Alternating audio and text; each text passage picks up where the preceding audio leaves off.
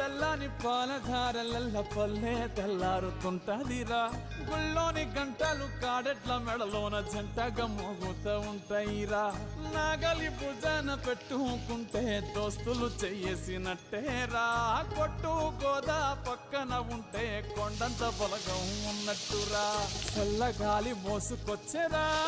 సేను శిలకల ముచ్చట్లు దారి పొడుగు చెట్ల కొమ్మలా